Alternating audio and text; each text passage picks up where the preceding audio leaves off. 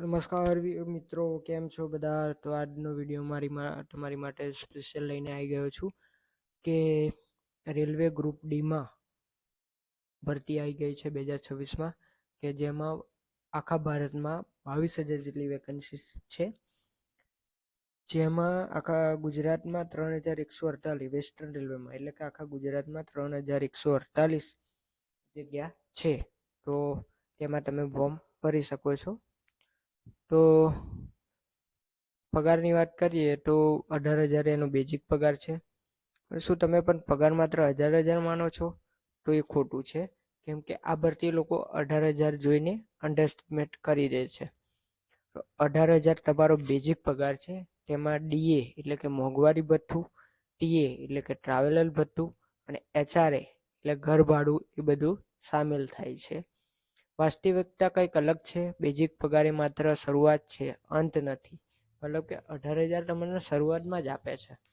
તો તમે એવું ના સમજતા કે 18,000 માટે આપણે નોકરી કરીએ, પણ એમાં તમારું ઘણું બધું સરકાર આ લોકો તમને આપે છે, જેમ કે બેઝિક પે પ્લસ ડીએ મોંઘવારી ભથ્થું પ્લસ એચઆરએ ઘર ભાડું plus travels plus gross salary. આ જે બધું મળીને તમારી સેલેરી બતાવવાની છે. તો એમાં તો તમારે 22,000 થી 25,000 સેલેરી થઈ શકે છે. બેઝિક પે પાયાનો પગાર છે. ડીએ એટલે કે મોંઘવારી સામે રક્ષણ આપે છે. એચઆર એટલે રહેવા માટેનું ભથ્થું આપે છે. ટી એટલે કે મુસાફરી ખર્ચ આપે છે. ડીએ મોંઘવારી ભથ્થું પગારમાં વધારો. મોંઘવારી ભથ્થું બેઝિક પર લાગુ થાય છે. કરંટ સ્ટેટસ આશરે બેઝિકનો 58 થી 60% સુધી પહોંચી ગયો છે, એટલે એની વેલ્યુ લગભગ 3,000 થી 3,060 જેટલું થાય છે. એચઆરએ અને ટીએ શહેર મુજબ ફેરફાર છે. તો એચઆરએ અને ટીએ શહેર મુજબ જેમ કહ્યું એમ એચઆરએ બેઝિકનું આશરે 8% થી 24%, એટલે કે 1,500 થી 4,000 શહેરની મુજબ થાય છે. ટીએ એટલે કે ટ્રાન્સફર અલાવન્સ શહેર મુજબ બદલાય છે. અમાઉન્ટ 1,000 થી 2,000 રૂપિયા છે. વાસ્તવિક પગારની ગણતરી રિયલિસ્ટિક એક્ઝામ્પલ, મધ્યમ શહેર પોસ્ટિંગ માટેનું ઉદાહરણ. ધારો કે સેલેરી સ્લીપ આ રીતના તમને હું બતાવું છું કે બેઝિક પે 18,000, ડીએ 58 થી 60%, એટલે કે 3,000 થી 3,060, એચઆરએ 150 થી 4,000, ટીએ 1,000 થી 2,000. કુલ પગાર 22,000 થી 25,000 અંદાજિત હોઈ શકે છે. એમાં જો તમે ધારો કે રજાના દિવસે ગયા તો એના એક્સ્ટ્રા પૈસા મળી શકે છે, કે તમે ટ્રાવેલ્સ વધારે કરવાનું હોય છે એનું બી તમને ભથ્થું મળી શકે. તો આનાથી પણ સેલેરી તમારી વધી શકે છે 25,000થી. એમ વાત કરવા જાય તો 25,000 થી 35,000 આટલી સેલેરી બસ બને છે લમસમ તમારી. તમે જોઈ શકો છો ચાર્ટ પ્રમાણે હું તમને બતાવી દઉં કે gross salary versus in hand salary. Gross salary 22,500 થી 25,380 બધા ભથ્થા સાથે ગ્રોસ સેલેરી છે તમારી. ડિડ્યુકેશન એનપીએસ ઇટીસી. ઇનહેન્ડ સેલેરી 22,000 થી 25,000 સામાન્ય રીતે, એટલે કે જે તમારું જે અંદર કપાવવાનું હોય એ રીતના તમારું હોઈ શકે છે.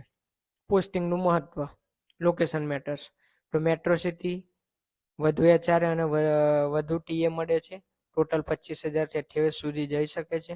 રૂરલ પોસ્ટિંગ એટલે ગામડામાં હોય તો થોડું ઓછું એચઆરએ પણ ખર્ચ પણ ઓછો જ હોય છે તમારે, એટલે બહુ એ ફેર પડતો નથી. ભવિષ્યમાં વૃદ્ધિ, ગ્રોથ આઉટલુક. ડીએ વધારો, પ્રમોશન, પે મેટ્રિક જમ્પ્સ 2 થી 3,000માં નોટિસેબલ ઇન્ક્રેસ. ડીએ વધારો, મોંઘવારી ભથ્થું વધે એટલે પગાર આપોઆપ વધે. પ્રમોશન એટલે કે પે મેટ્રિક્સ જમ્પ થાય, તમને પ્રમોશન મળે તો એનાથી બી તમારી સેલેરી વધી શકે છે.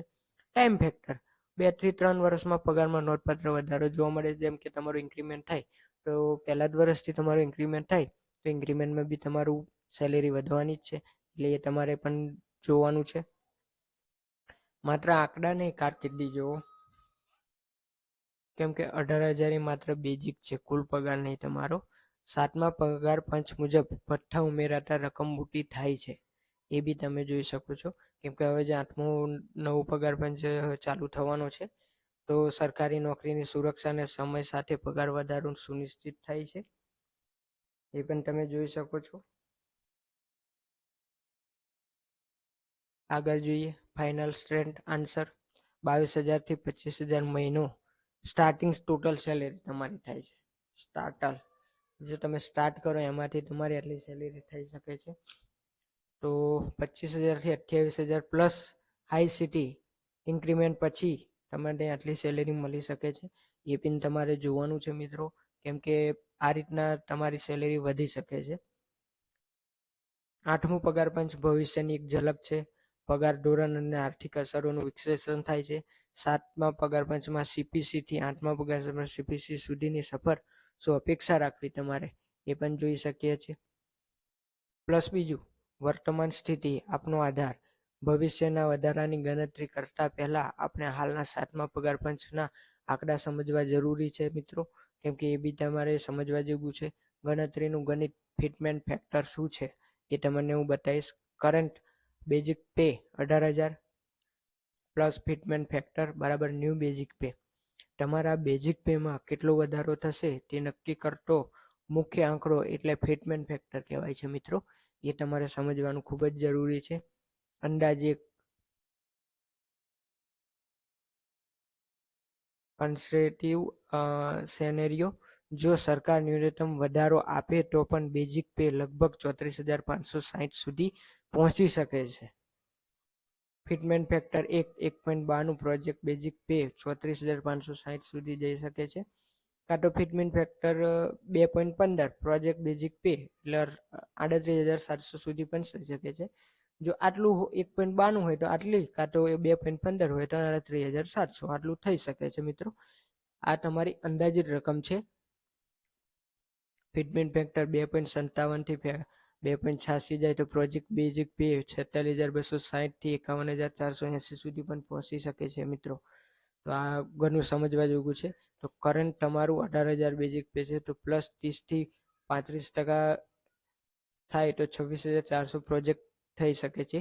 કેટલીક ગણતરી મુજબ લગભગ 30 થી 35%નો સીધો વધારો પણ જોવા મળી શકે છે મિત્રો તમને. ખરેખર આ સમજવા જેવી વાત છે. જો આટલે લગીન મારો વિડીયો જોયો હોય તો મારી ચેનલને સબસ્ક્રાઈબ કરવાનું ભૂલતા નહીં મિત્રો, કેમ કે હું આવા જ મજેદાર વિડીયો તમારું કામ લાગે, તમારી નોકરીથી રિલેટેડ ખેડૂત મિત્રો માટે હું આવા નવા વિડીયો લઈને આવતો રહું છું. તો મારી ચેનલને સબસ્ક્રાઈબ કરેલી હશે તો જેવો હું વિડીયો અપલોડ કરીશ એવું જ નોટિફિકેશન તમારા મોબાઈલની અંદર આવી શકે છે. તો ચાલો આગળ જોઈએ વિડીયોમાં. એક નજરમાં તમામ અંદાજોની સરખામણી. તો જોઈ શકો છો, conservative fitment 1.92 34,560, moderate fitment 2.15 38,700, optimistic fitment 2.86 તો 51,480, બેઝિક પે 18,000 થી વધીને 34,000 થી 51,000 ની રેન્જમાં જઈ શકે છે મિત્રો. તો આ તમે જોવા જેવી એ છે, સમજવા જેવું છે, કેમ કે સરકારી નોકરીમાં તમારે કાઢી મૂકે કે જોબ સિક્યુરિટીનું બી ટેન્શન હોતું નથી કે ચાલો ભાઈ કામ આપણને કાઢી મૂક્યા, કેમ કે અમે જોબ સિક્યુરિટી હોય છે. એટલે એ બી તમારે જોવા જેવું છે. વાસ્તવિક અસર સેલેરી સ્લીપ ઉદાહરણ. તો કરંટ 7મા પગાર પંચમાં gross salary 18,450, net salary 16,875. Project 8મા પગાર પંચમાં ગ્રોસ સેલેરી 40,930, નેટ સેલેરી 37,854 રૂપિયા છે, જે તમે જોઈ શકો છો.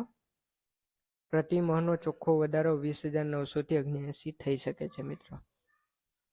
જોવા જઈએ તો પ્રાઇવેટ સેક્ટરમાં તમે જો જોબ કરતા હોય તો ખાનગી નોકરીમાં ધીમે ધીમે વધારો થાય છે, જ્યારે સરકારી નોકરીમાં પે કમિશન સૌથી મોટું ફાઇનાન્શિયલ અપગ્રેડ લાવે છે મિત્રો. એ તમારે સમજવા જેવું છે, કેમ કે ગવર્મેન્ટ સેક્ટર સરકારી પગાર સ્થિતિ સ્ટેટિક નથી, તેમાં જમ્પ મળે છે. તો તમે ધારો કે જોબ લાગ્યા અને તમે પછી એમાં એક્ઝામ આપવાનું આવે છે, એક્ઝામ આપો તો તેમાં તમને પ્રમોશન મળે તો પગાર તો તમારો આપોઆપ વધવાનો જ છે મિત્રો. લોંગ ટર્મ સિક્યુરિટી માટેનો સૌથી મોટો ફાયદો. આ માત્ર પગાર વધારો નથી, પણ તમારી આર્થિક સુરક્ષા અને ભવિષ્ય માટેનું રોકાણ છે મિત્રો. કેમ કે આમાં તમે જોબ કરશો તો જે ટ્રાવેલ્સ છે એમાં તમારા આખા પરિવારને આખા ગુજરાતમાં કે આખા ભારતમાં ગમે ત્યાં જવું હોય તો તમારે એનું બી પાસ સરકાર આપે છે મિત્રો. એ તમે ખાસ જોજો. નિષ્કર્ષ એક ઉજ્જવળ ભવિષ્ય. સંભવિત પગાર 34,000 થી 51,000 ની વચ્ચે હોય છે. માસિક વધારો 20,000 પ્લસ શક્ય થઈ શકે છે. તૈયારી ચાલુ રાખો, મહેનતનું ફળ આર્થિક સુરક્ષા છે. કેમ કે કહેવાય છે ને કે મહેનત ચાલુ રાખો, મહેનતનું ફળ મીઠું હોય છે. એટલા માટે આજના વિડીયોમાં આટલો જ. આગળ આપણે વિડીયો લઈને આવશું કે કઈ પોસ્ટમાં આપણે આ ફોર્મ ભરવા જોગું છે, કયું ફોર્મ, કયો પોસ્ટ આપણે ફોર્મ ભરવાનું છે, કયો પોસ્ટ આપણે સિલેક્ટ નથી કરવાની, એ બી આગળ આપણે વિડીયો લાવશું. પ્લસ બીજું કે ફોર્મ કઈ રીતના તમે જાતે ભરી શકો છો, જાતે ભરવું હોય તો બી ભરી શકાશે, તો કઈ રીતે એ ભરશો એના માટે બી આગળ વિડીયો આપણે લઈને આવીશું. તો જો મારો વિડીયો ગમ્યો હોય તો મારી ચેનલને સબસ્ક્રાઈબ કરવાનું ભૂલતા નહીં મિત્રો, અને બેલનું આઇકન પણ દબાવી દેજો, જેથી કરીને હું જેવો વિડીયો અપલોડ કરું એવું જ તમને નોટિફિકેશન આવી જાય. તો આજના વિડીયોમાં આટલું જ. ફરી મળીશું નવા વિડીયો સાથે. ધન્યવાદ. કેમ કે આગળ આપણે વિડીયો લઈને આવશું કે કઈ પોસ્ટ આપણે સિલેક્ટ કરવાની અને ફોર્મ કઈ રીતના ફિલઅપ કરવાનું તે બી આપણે લઈને આવશું. એની માટે તમારે ડોક્યુમેન્ટ શું શું જોશે એનો વિડીયો બી આપણે એક બનાવશું. તો આજના વિડીયોમાં આટલું જ. ધન્યવાદ. જય માતાજી, જય દ્વારકાધીશ, જય મા મેલડી.